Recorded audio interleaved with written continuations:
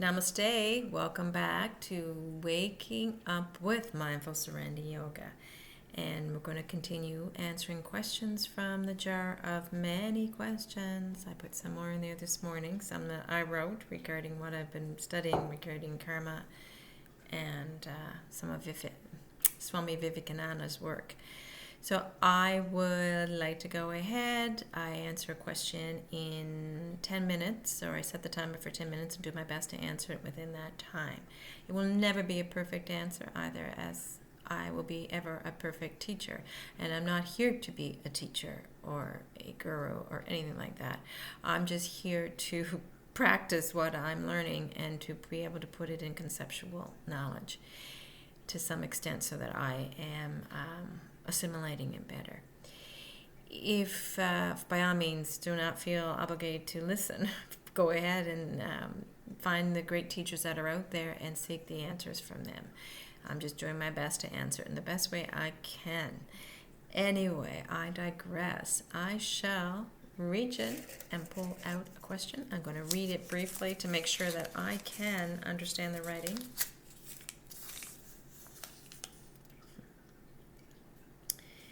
I just had that in my head. I'm going to set the timer first of all. Excuse me.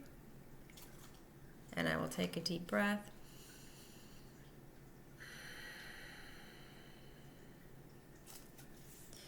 What is the difference between Jnana Yoga and Jhana, and there's an accent in there somewhere, and Karma Yoga?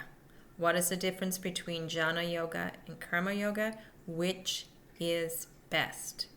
Which is best? The difference between Jnana Yoga and Karma Yoga, and which is best? I'm going to take a deep breath.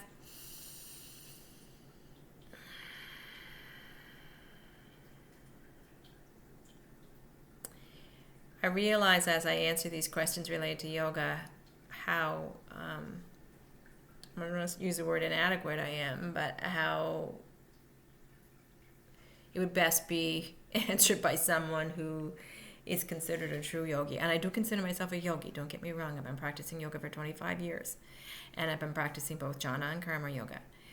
I don't even know if I was pronouncing that right, but most of my yoga is self-learned. So I have not been initiated into any ashrams or in any, with any gurus or anything like that. I'm, like I said, self-learned. So sometimes it is the teachings of the guru that help us to answer these questions better, and my gurus are the people I find in books and on the internet and in person. So I am, without them ever knowing that I am following them, or not that following them, I don't like that word, that I am gaining everything I can from their teachings. So that being said, answering this question, that has to be kept in mind that I am not a true initiated yogi in that sense, okay? So what is the difference between karma yoga and jnana yoga? And this is my interpretation. And again, I get a lot of this information from what I've read, and I have been reading Swami Vivekananda as well as Yogananda and so many other yogis. I've been studying Michael Singer and listening to him. I've been, of course, Patanjali. I always have a book of the Yoga Sutras around. So I have been studying yoga. So this is my interpretation of it on a conceptual level. Jnana yoga is just that. And I consider myself a jnana yogi because I seek to gain intellectual information or conceptual information regarding yoga. I do. I read every scripture I can, every book I can on yoga. So I consider myself a jnana yoga in that sense. I'm trying to gain knowledge. Now, jnana yoga is different than karma yoga. Jnana yoga is when I said in another video, I talked about the distinction between these two words, neti and eti. Neti, N-E-T-T-I, N-E-T-T-I, or I-T-I. The N-E-T-T-I, if you just look at the word itself, it's negating something. It's saying not this, not this. In jnana yoga, we may be more likely to renounce, We're more concerned about rationalizing and intellectualizing maybe than experiencing. And there may be more tendency in Jnana Yoga, especially following the premise of Nati, Nati, not this, to renounce that which we do not feel will serve us on getting to our goal. We may renounce, for example, worldly desires. We may renounce our mind completely. We may, in a sense, not meaning to, but as part of this premise, trample down the self with self in order to get rid of it quickly. Okay? So that would be Jnana Yoga. Now, the component of Jnana Yoga I adhere to is the studying and rationalizing, using the conceptual mind to learn everything I can about yoga. Okay. Karma Yoga is different. It's less conceptual and more experiential. So it's experiential learning. It is based on not saying neti neti, but on saying iti, which are iti, I don't know how you pronounce it, which is this, and this too. I will take this too and use it as part of my practice. Now, both the goal for Karma Yoga and Jnana Yoga is freedom. That is the goal of yoga. The yoga is, if you practice the 8 limbs, what you want to do is gain samadhi, reach that state where you are in true self-realization, where you are reconnected to the oneness of all things. You've gotten beyond the mind, you've gotten beyond the senses, the 5 senses, and the trap and bondage that the mind and our reliance on the 5 senses keeps us in, to the truth, to the Dharma, okay? And we use, hopefully, right action in order to get there. Jnana Yoga is rationalizing, intellectualizing, and possibly renouncing, using the neti neti, and Karma Yoga is working. And the other thing about Jnana Yoga, it's more about studying rather than working in the real world. So the Jnana Yogi may come out of society a little bit, seclude themselves, study scriptures. I'm thinking of, the monks back in the day, Catholic monks or whatever, even back in the day, when the Benediction monks, for example, when they would go away into these little monasteries and they would write forever, translating the Bible, translating passages from the Gospels, on those big old scrolls, and just studying in order to gain a certain understanding about, God and the universe and who they are. And of course, other monks do that as well, pushing away and studying scriptures and whatnot in order to better understand the conceptual knowledge of things. So that's what I think of that. And then Karma Yoga, or the Karma Yogi, is right in the world. They're not renouncing the world and they're not hiding from it. They're going right down through it in order to use everything the world gives them to help them get to the same point that the Jnana Yogi wants to get to, true realization. But they're going like, oh, give me life and give me my hardships, give me my challenges, give me my blessings. I'll use whatever the universe gives me so that I can get to that goal.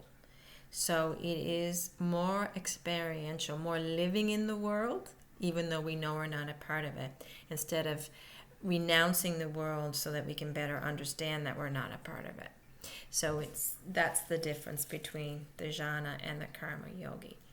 What is the best way to go? I don't know what best way. Again, I'm not an expert in this field, but from what I hear Vivekananda saying and what I hear Michael Singer saying and others saying, the most effective route for most of us, or maybe it's just the route that most of us will travel on, is the going through life rather than secluding ourselves.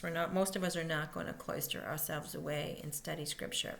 Most of us are going to experience life. We're going to do the work. And work is a big word in right action and in Karma Yoga. We're going to do the work. And what does that work entail? It entails not only the work we do on a day-to-day basis to make our ends meet, it is the work we do within ourselves for purification purposes. The work we do to get rid of all those blocks, samskaras that keep the Shakti flow from flowing through and prevent us from realizing our true nature as beings, beyond the human, beyond the form, beyond the mind and body and the sense perceptions that we have come to see as real. So that is, both of them want to get us to that point of realization, but the karma yogi is going to use what life gives it. Both of these yogis are going to eventually see beyond the me. They're going to see this idea we have of me, the mind, what the mind creates, the form creates, our five senses create. This idea of me with its likes and dislikes, its desires and its fears, which relate to attachments and aversions. It's going to see beyond that to the true self, hopefully. And that's what this process is all about, keeping us on this road to get to the true self and to the true realization of who we are, which is the oneness of everything, which is yoga. Both of them are going to do that, but one is going to be secluding, using the mind, using the conceptual mind to read the literature, to understand in that way. One is going to say, "Come, give me what you got, life. I'm going to do my best to use it to scrape away this veil that me, the psyche, has created, that's in the way of me experiencing myself as the experiencer of this experience of life," right? So that veil, we've used our attention and our awareness and focused it on this little me and all its dramas with its aversions and its attachments, with its desires and its fears. And we forget that there is so much more out there. We are just little tiny specks, and there's 8 billion of us on this planet, little tiny dots on infinite existence, infinite experience. And we're on a little planet that's just a dot. So we're a dot and it's a speck. And then this speck of the earth is in this small little mold of a universe we created. And all of that is just mental constructs that keep us away from experiencing all the infinity. And of course, who we truly are is a part of that infinity. We are the experiencer of it, so it's a matter of falling back into that. And in order to do that, we can't be focusing on little me. So our actions, the actions we take, should not be selfish in nature, serving this little me, like, okay, what can I do to earn money to, it's okay to work at whatever job you work and to earn what you want, as long as you're not attached to the fruits of your actions, as Krishna told Arjuna. And to accept whatever comes in front of you, even if it's a battle you don't want to participate in, as part of the work you're here to do, to get rid of me. Not to make our choices of action based on what we as little me want, but to spend our time here trying to get rid of the part of me that wants. So we're not attached to the fruits of our actions, and we are doing whatever we can to get to the same goal the Jnana Yoga would get to, but using the world and the experiences it offers us without resistance, without saying neti, neti, neti, instead saying iti, yes, this too, I will use this too. I'm not sure if I made any sense. Anyway, timer's up. Thank you for joining me. Have a wonderful day. Namaste.